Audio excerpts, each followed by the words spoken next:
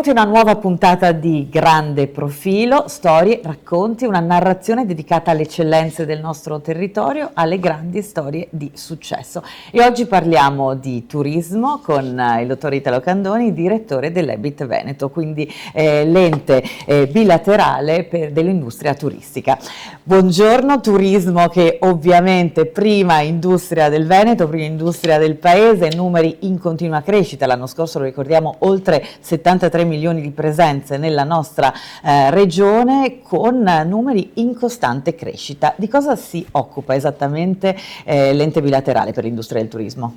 Buongiorno a tutti, anzitutto. Certo, il settore, l'industria del turismo, come sappiamo, è la prima industria in Veneto ed è un'industria in continua evoluzione, non è un contesto stabile ed è bene che sia così. All'interno di questo mondo complesso del turismo, l'ente bilaterale è il soggetto a cui le associazioni da parte datoriale e di parte sindacale che hanno sottoscritto il contratto collettivo nazionale di lavoro hanno demandato due funzioni sostanziali: la erogazione di formazione agli addetti turistici delle imprese che ovviamente aderiscono ad Ebit e i servizi al lavoratore. Quindi le due maggiori funzioni di un ente bilaterale sono queste. L'ente bilaterale è composto, come le dicevo, da parte datoriale da Federturismo e AICA, che è l'Associazione Italiana Confindustria Alberghi, e invece da parte del sindacale e quindi delle parti sociali, dalla Filcams, dalla Fisascat e dalla Wiltux, che sono i tre rappresentanti delle tre sigle nazionali, che sono CGIL, CISL e UIL. Ecco, quindi sicuramente un ente che riesce a mettere d'accordo tutte le parti, proprio perché è l'emanazione di, diciamo, di due settori solitamente che si danno battaglia, da una parte Confindustria e dall'altra i sindacati. Ecco, in questo caso sono uniti per andare in una direzione comune, perché ovviamente, dicevamo, il turismo che continua ad avere numeri in crescita nella nostra regione, in Italia, poi ricordiamo che il Veneto è è il quinto posto quanto a industria proprio turistica in Europa. Ecco, quindi aumentano le aspettative, c'è una maggiore consapevolezza anche da parte di chi arriva, da chi è fruitore proprio di tutti i servizi delle nostre eccellenze, e quindi in questo caso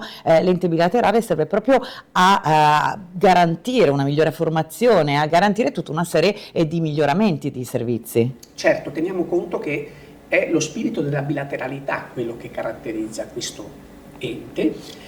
E lo spirito della bilateralità è proprio quello di mettere insieme due componenti, parte datoriale e parte sindacale, che nell'immaginario collettivo sono sempre due parti quasi opposte.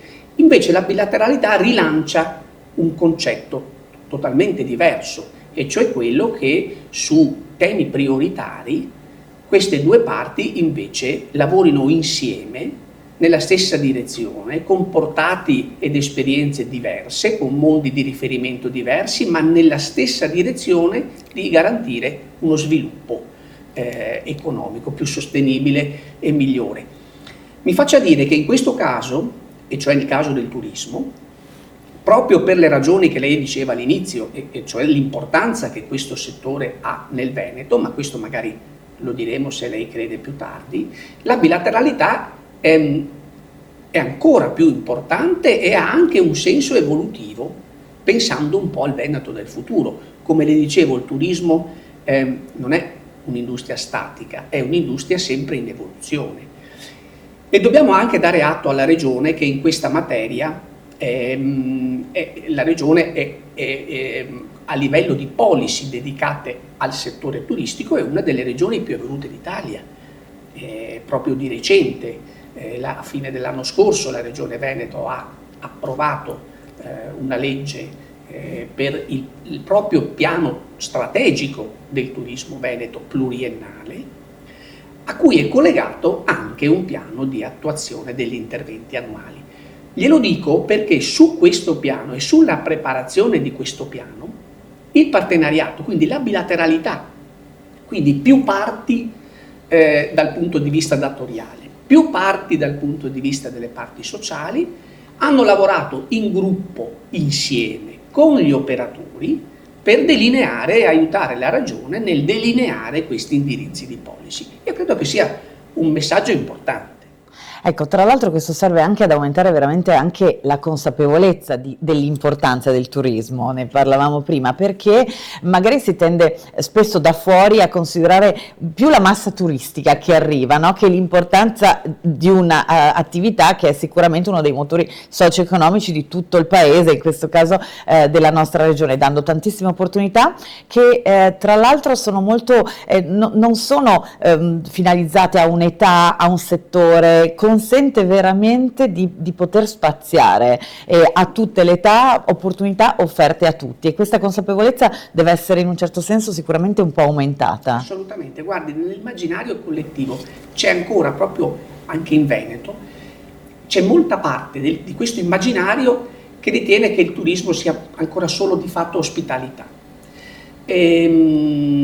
mentre in realtà il turismo non solo evolve sempre, ma come ci siamo più volte detti, il turismo è composto al proprio interno da molti turismi, e quindi si va dall'outdoor al turismo tradizionale, al turismo esperienziale. Ripeto, è un mondo complesso, molto articolato e in continua evoluzione. All'interno di questo mondo, con queste caratteristiche, la formazione. Ecco, voi che tipo di formazione proponete? Esatto. Allora, noi siamo un ente bilaterale che è nato nel 2010, quindi è un ente bilaterale giovane ed è un ente bilaterale di dimensioni non grandi, piccole, nel senso che abbiamo poco più di 100 imprese aderenti e a cui forniamo questi servizi, però va detto che queste sono tutte imprese o per lo più di grandi catene e quindi sono imprese di una certa dimensione. Quindi avete le grandi catene alberghiere, le grandi catene di ristorazione. Abbiamo anche Gardaland ad esempio, abbiamo anche tour operator maggiori e quindi abbiamo delle imprese di dimensioni molto importanti. Per farvi un esempio, il Gritti Hotel, per fare un esempio conosciuto dai più perché è un hotel storico di Venezia e che appartiene alla catena Marriott, ecco, il Gritti, teniamo conto che ha un fatturato di quasi 25 milioni di euro e più di 100 addetti impiegati diretti. Stiamo parlando quindi di un'azienda media. Esatto, numeri da media impresa e fatturati di cui una media impresa sarebbe molto felice. Per cui, tornando alla sua domanda, il nostro è un ente di piccole dimensioni ma con questi grandi player, e proprio in funzione di questi la nostra caratteristica, o quella che quantomeno questa presidenza e quelle che hanno preceduto, la presidente è la dottoressa Cecilia De Panz, che appunto appartiene a Filcams e quindi a CGL, e la vicepresidente è la Roberta Basso del BHR di Treviso per parte datoriale. L'indirizzo dato dalla presidenza è quello di dare sì una formazione tradizionale, che poi sono lo studio delle lingue, piuttosto che i corsi per addetti, camerieri, concierge, ma cercare di posizionarci su un livello formativo innovativo, che traguardi anche le esigenze e le nuove competenze. Ma anche perché il turismo in questo momento sta evolvendo rapidamente verso digitalizzazione, intelligenza artificiale, i nuovi siti, i nuovi motori di ricerca, c'è un'offerta che viaggia molto più veloce, che però bisogna intercettare. Assolutamente, e come lei ha ben detto poco fa, una dei temi forti del turismo e della sua evoluzione è proprio quello delle competenze, perché via via le competenze evolvono con l'evolversi del settore e della situazione più ampia socio-economica. E anche questo avvento dell'intelligenza artificiale comporta il fatto che, più che spaventarsi per un qualche cosa che sicuramente potrebbe essere considerato come un rischio da un punto di vista lavorativo, ma più che lasciarsi prendere dal panico, noi preferiamo invece dotarsi di strumenti formativi che consentano di stabilizzare le grandi competenze che ci sono. E non è un caso che anche nella grafica utilizzata per il catalogo dell'offerta formativa negli ultimi anni noi si sia utilizzato sempre la figura di bambini che in qualche modo simulano una palestra, simulano l'utilizzo di attrezzi, i pesi. Perché questo? Perché in realtà la formazione è una palestra per il futuro di tutti noi e lo diventa ancor più in un settore in cui, come dicevamo, le evoluzioni sono evoluzioni forti, sia sotto il profilo proprio di cosa cambia nelle modalità del lavoro e sia su questi temi emergenti, dall'efficientamento energetico alla sostenibilità, l'accessibilità, l'intelligenza artificiale, i nuovi modi di promuovere il turismo, quindi video esperienziali. Ecco, su questo noi cerchiamo di indirizzare un'offerta che altrimenti verterebbe su tematiche tradizionali che vanno bene ma che costituiscono la base, non certo gli strumenti avanzati della nostra palestra. Ad esempio mi viene in mente quest'anno questa iniziativa della regione che ha scatenato influencer in ogni angolo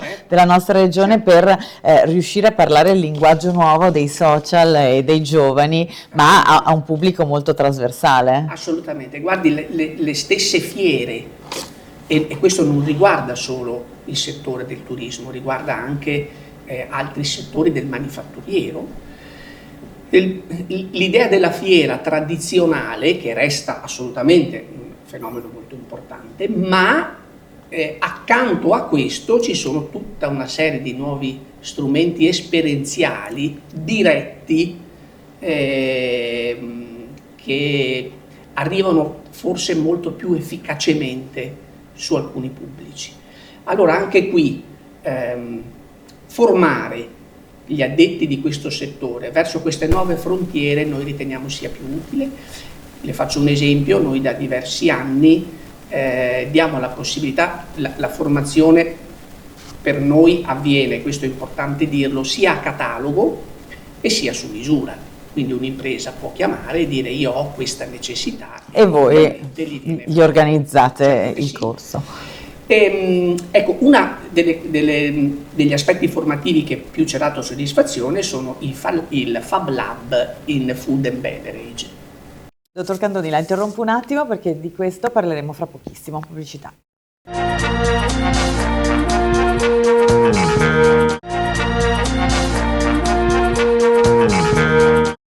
Ritorniamo in studio con il dottor Italo Candoni, direttore di Ebit Veneto. Stiamo parlando di turismo e di formazione, vari tipi di formazione, vari tipi di proposte con un linguaggio nuovo. Con un linguaggio nuovo, diciamo al passo con i tempi, ma soprattutto indirizzato a quelli che sono i trend emergenti nel turismo. Vi dicevo del Fab Lab sul Food and Beverage, ma ce ne sono altri in tema di promozioni, ce ne sono altri in tema di management che si rivolgono ovviamente a classi diverse di lavoratori. Ecco, il food and beverage, che è uno dei temi che adesso piace tantissimo, anche perché c'è proprio un tipo di turismo orientato alle eccellenze enogastronomiche della nostra regione. Ecco, in quel caso che tipo di proposte formative ci sono? Noi presentiamo un corso ad hoc, per questo è un corso laboratorio in cui uno chef professionista insegna anche non solo ovviamente l'oggetto tipico di questo corso di formazione, ma la comunicazione e la narrazione di quello che avviene dietro questa grande tematica che è appunto il food, l'enogastronomia e il cibo, quindi anche come comunicare la valorizzazione delle eccellenze di questo nostro territorio. Quando parliamo della crescita del turismo, c'è stata una crescita del 3,3% per quanto riguarda gli arrivi, 2,2% per quanto riguarda le presenze. Ecco, ma non si rischia che qualcuno rimanga indietro, ossia che aumentino, arrivi e presenze in strutture che riescono a stare al passo, quindi le grandi strutture che magari hanno i budget e le potenzialità e qualcuno invece rimanga indietro, quindi che aumenti il gap. Il rischio c'è, c'è sempre stato, però è anche vero che io vorrei sempre vedere il bicchiere mezzo pieno e quindi è uno stimolo questo, perché quel rischio deriva anche dal fatto che c'è stata e c'è una frammentazione progressiva di quelli che noi chiamiamo turisti. Una volta erano molto meno segmentati, adesso lo sono molto di più, ma questo dovrebbe spingerci su un'offerta di prodotti e di nuovi prodotti e di nuove modalità di prodotti che li possiamo definire tradizionali. Quindi io non lo vedo come necessariamente un aspetto negativo, lo vedo come un aspetto di stimolo. E a costo di essere noioso, ripeto che non si nasce imparati, no? E come diceva qualcuno, copiare da uno solo è plagio, copiare da tanti è ricerca. E quindi, siccome anche in altre regioni e in altri stati del mondo il turismo è in evoluzione, la formazione serve anche molto per copiare, rimodulare, incrementare come innovazioni le varie offerte che in qualche modo tengono dietro questa evoluzione in un turismo. Lei pensi solo all'evoluzione rispetto al passato che in questo momento il turismo ha nel settore dell'outdoor, con i cammini, con anche nuove realtà, non so, il glamping realtà, che sono riusciti a rilanciare, quindi sono riusciti a catalizzare nuove nicchie di fruitori, veicolandoli, canalizzandoli con altre proposte. Assolutamente, ma un'altra eccellenza del turismo veneto a livello di turismi è l'open air. Lei pensi e voi pensate a tutta quella parte di campeggi, come si chiamano tradizionalmente, che sono a Cavallino Tre Porti, nell'ambito del litorale, del lungo litorale che noi abbiamo da Bibbione fino a Chioggia. Che ha numeri che non hanno eguali in Europa. Sì, ma soprattutto anche un'offerta qualitativamente molto elevata. E su questo un aspetto di cui poco si parla è il fatto che il turismo debba trovare anche il modo per valorizzare un entroterra molto importante che da noi c'è. Quindi non solo il focus di quella tipologia di turismo, ma anche una valorizzazione dell'immenso patrimonio storico, turistico, architettonico che c'è dietro. E anche qui, nuovamente, devo dire che la Regione è stata molto attenta a anche finalizzare alcuni bandi per risorse comunitarie agli investimenti delle imprese turistiche proprio su questo fronte dei nuovi prodotti e dei prodotti di valorizzazione. Ecco, e come Ebit Veneto state lavorando anche sul tentativo di destagionalizzare? Quello della destagionalizzazione è un problemone, perché rischia di essere un termine come dire, che viene ripetuto a mantra, ma non messo a terra e non concretizzato. È da anni che noi sentiamo che bisogna destagionalizzare. Però ecco, questo è un problema anche di natura culturale, quindi non può avere solo una risposta formativa, come invece gli altri. Qui il lavoro da fare è molto più ampio, perché va proprio a toccare due aspetti molto importanti: un'offerta che deve essere integrata, variegata ed integrata in modo da poter essere per tutto l'anno, e l'altro aspetto culturale molto importante che va a toccare la soluzione di questo problema è il fatto che molta parte del turismo è ancora lasciato a una logica individuale, come uti singoli. Mentre questa sfida a cui lei faceva riferimento, a mio avviso, si vince tutti insieme.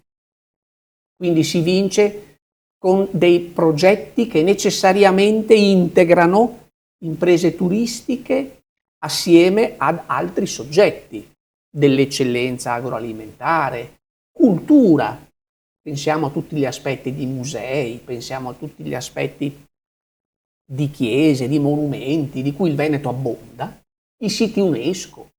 Allora si tratta di mettere insieme una progettualità nuova, integrata, e questa può essere una risposta al tema che lei diceva della destagionalizzazione. Anche perché spesso, mi scusi se la interrompo, il problema parte proprio da qui, perché la domanda ci sarebbe, sto pensando al calendario di vacanze degli stranieri, è diverso dal nostro, quindi gli stranieri anche d'inverno hanno lunghi periodi di vacanza, anche i bambini stessi, le scuole nel nord Europa hanno lunghi periodi di vacanza, anche nei mesi primaverili in cui magari poi arrivano in Italia e si trovano gli alberghi chiusi. Non c'è alcun dubbio su questo, non c'è alcun dubbio, aiuterebbe anche quella frammentazione in positivo.